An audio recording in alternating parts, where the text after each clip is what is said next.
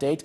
And to help us do that is JP Smith, Mayoral Committee Member for Safety and Security in the City of Cape Town. Afternoon to you, JP. So we've been reporting that one person has died, 4,000 displaced. Are those still the numbers?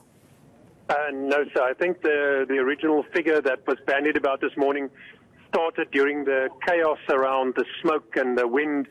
And I think we're now probably saying the figure is around 200 to 400 structures, and you can triple that more or less for the number of displaced persons.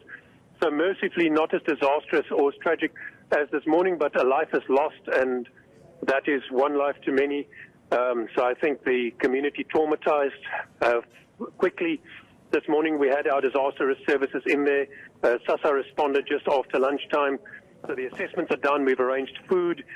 Informal settlements is on site. They're busy engaging all the people and identifying exactly how many victims of the fire there was.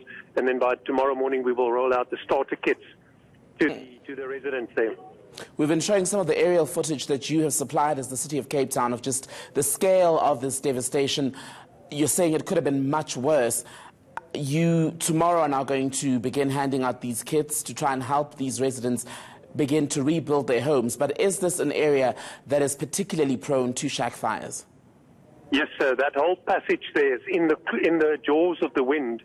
And so when you had what you had this morning, 70 to 90 kilometer wind gusts, the fire is almost out of control. So informal settlement fires are unfortunately a reality. And whilst we've managed to more than half the number of people who die as a result of informal settlement fires through more fire stations and more staff and more awareness sessions and various other interventions, they are still a reality because people will still make fire. And unfortunately, when the wind is like this, it just means that instead of 5 or 10 structures, it becomes several hundred structures. So we understand that the community assaulted somebody this morning who has been hospitalized, and apparently this person was deemed to be the source of the fire. So I think that we will have to confirm that with the police, but we are doing what we can. The bulldozers are on site helping clear the site so that people can rebuild, and we'll rebuild with some fire breaks and try and convince the community to maintain those fire breaks so that they're less vulnerable in the future. This area from the footage that we're showing this afternoon appears densely populated. Are there plans in the pipeline to perhaps relocate them elsewhere? Yes, there are constantly work on housing and informal settlements upgrades and what we call reblocking, the restructuring of an area with fire breaks and spaces in between. So that's a constant effort.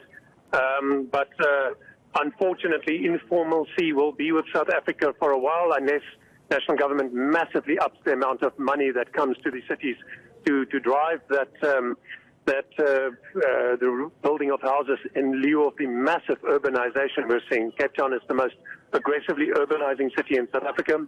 More people are moving here every day than anywhere else, and that poses huge challenges for local government.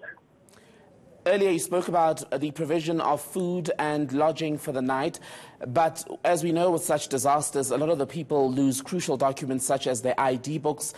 School children lose stationery, they lose books that they need for school come Monday. What's going to be done to assist in that regard? Disaster Management convened the Joint Operations Centre this morning. I was there for much of the day. They arranged for the Department of Home Affairs to come in and try and reissue ID books, and we help with humanitarian supplies in terms of clothing and other stuff. We have quite a reserve of donations, and we've opened the Khayelitsha fire station for people to donate material. So anybody who has anything to donate can go drop it at the Khayelitsha fire station, and then we will make sure that that is distributed to the victims of the fire. And in the meantime, Disaster Management and SASA are helping with food and such other queries or requests as the community has. By tomorrow, we will have the rebuilding kits issued because the survey will be done, and then the persons can start rebuilding on a cleared site. JP Smith from the City of Cape Town will no doubt be touching base with you throughout the weekend, but for now, let's leave it there.